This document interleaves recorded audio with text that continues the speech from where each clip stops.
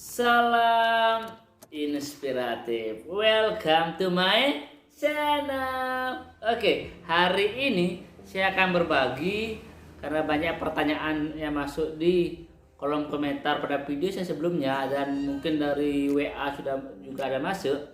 Hari ini saya akan menjawab berbagai pertanyaan. Yang pertama, bagaimana sih tampilan RKS yang sudah disahkan atau disetujui oleh Dinas Pendidikan? Dan yang kedua, apa yang harus dilakukan setelah RKS perubahan disetujui?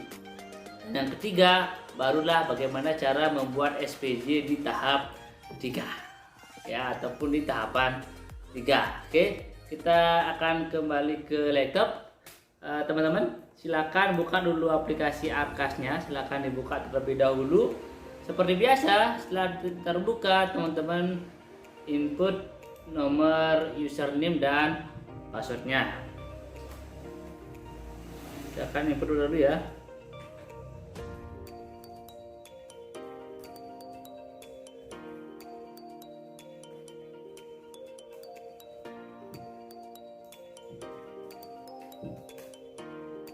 Oke, ketika teman-teman sudah masuk di dashboard ataupun di halaman depan, teman-teman silakan untuk mengecek apakah sudah disetujui atau belum.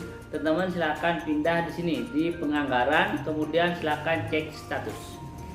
Klik cek statusnya jika ini terbuka. Untuk mengecek status, teman-teman wajib dalam kondisi online atau terhubung dengan server. Sehingga jika ini terhubung, cek statusnya akan menyala. Kebetulan saya akan tertutup ini karena sudah disetujui. Ketika teman-teman baru mau mengecek, ini akan tertutup. Oke, ini videonya ya. Nah, seperti itu teman-teman. Itu setelah dicek akan seperti itu tampilannya. Kemudian di bawah di sini akan muncul bahwa Arkas atau RKS disetujui oleh dinas. Kemudian setelah disetujui, apa sih yang harus kita lakukan? Oke, yang pertama teman-teman, silakan teman-teman setelah disetujui teman-teman pindah ke rincian RKS. Teman-teman silakan print ya RKS triwulan sama tahapan dan juga lembar kerjanya juga di print ketiganya. Itu dipakai lampiran dalam bentuk print out ya. Oke, saya ulang. Teman-teman silakan pindah ke rincian, silakan di print silakan print tahapan. Kita tunggu sebentar, ini prosesnya sekitar 5 sampai 10 detik baru dia akan muncul ya. Mungkin ada sedikit berat mungkin ya, sehingga kita tunggu dulu sampai dia munculnya RKS perubahan. Oke, seperti ini. Nanti silakan teman-teman ini di print ya dan sebagainya, dilengkap dengan tanda tangan komite, kepala sekolah dan bendahara. Nah, teman-teman nanti akan menemukan masalah ketika ngeprint atau print out yang triwulan. Nah, ketika teman-teman klik yang triwulan, itu ada beberapa Arkas seperti yang saya alami seperti ini. Nanti akan error di bagian tanda tangan kepala sekolah beserta NIP seperti ini. Nah, memo 10 sampai 11 3/4 terkait dengan NIP bendahara sama kepala sekolah itu error. Nanti tampilannya adalah seperti ini nanti di bawah ya. Nah, seperti ini ya, error. Nah, apa yang harus teman-teman lakukan?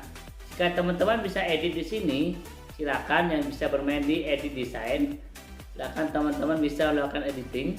Namun jika teman-teman masih ragu terkait dengan memo yang error ini, memo 4 sama memo 45 ya, ini terkait dengan kepala sekolah. Sehingga jika teman-teman tidak berani ngedit di sini supaya enak dan nyaman, tidak merusak rumus yang ada di Arkas, teman-teman cukup print out semuanya ini.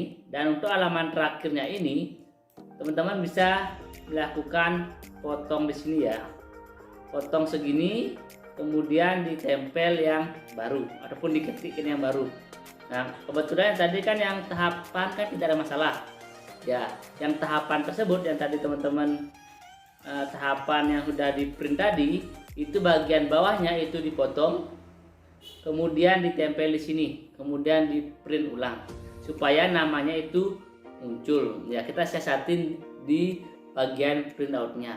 Nanti di bagian ini mungkin di update berikutnya ini akan lebih bagus lagi ya. Namun sekarang untuk menyiasati supaya bisa ditandatangani oleh kepala sekolah, bendahara dan komite, teman-teman silakan melakukan tempel di sini ya, tempel nama sama nipnya ya, secantik mungkin supaya tidak kelihatan ya, buat secantik mungkin ya.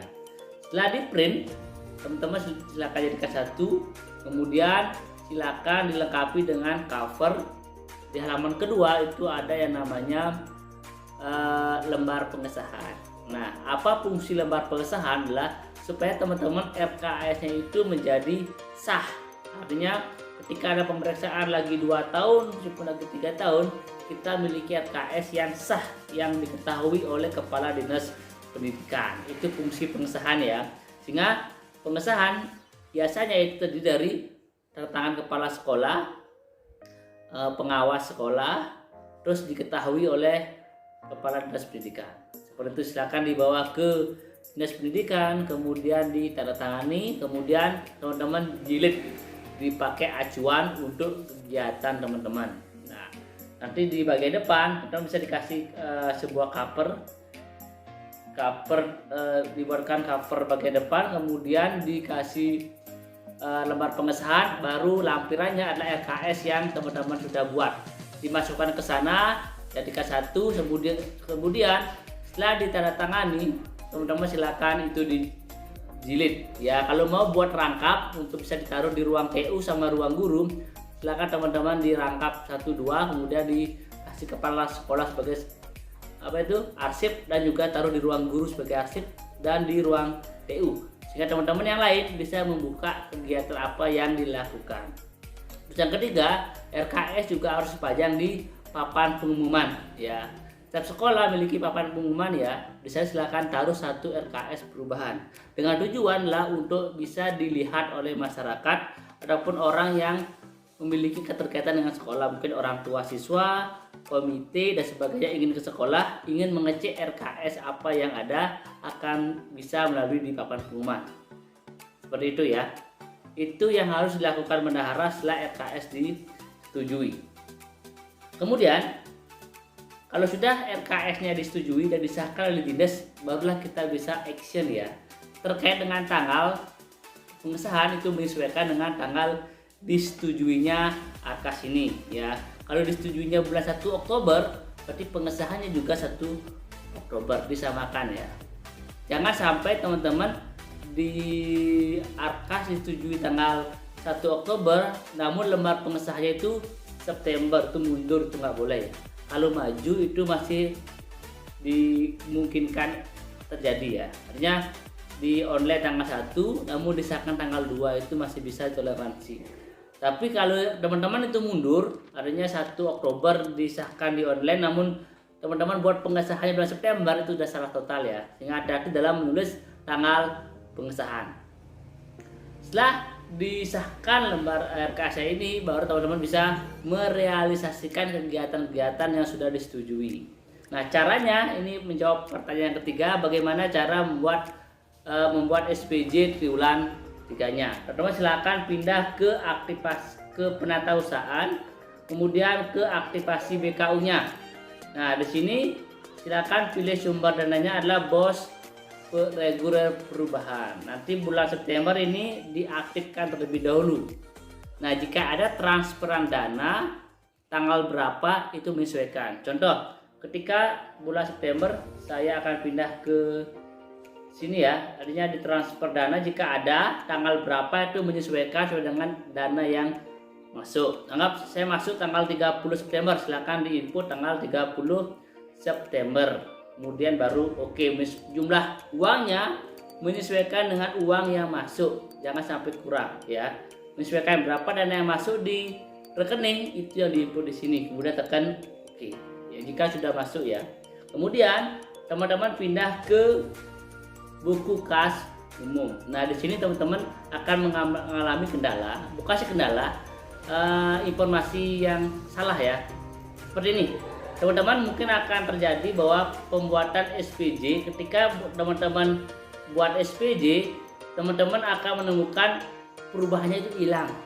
Anggap teman-teman menganggarkan satu buah laptop, namun di sini bulan September itu laptopnya tidak ada. Nggak usah bingung, nggak usah panik, itu terjadi karena teman-teman masih berada pada bulan September ya.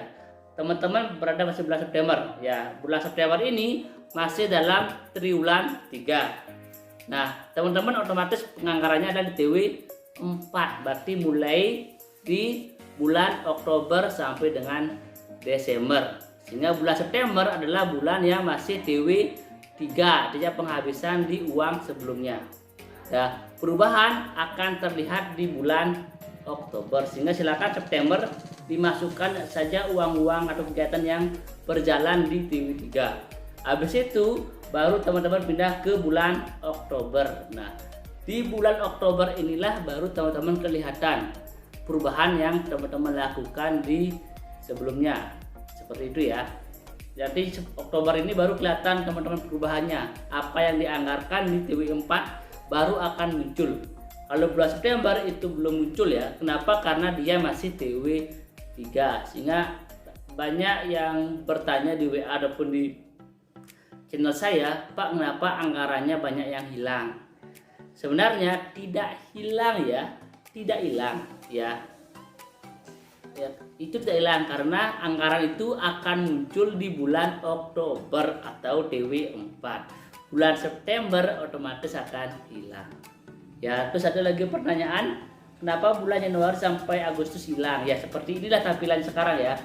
Bulan Januari sampai Agustus itu hilang. Kita hanya bekerja di bulan September sampai Desember tahapan 3. Oke, sekian video dari saya, semoga bisa membantu dan mencerahkan teman-teman yang baru masuk di perubahan ini. Oke, kita sama-sama belajar.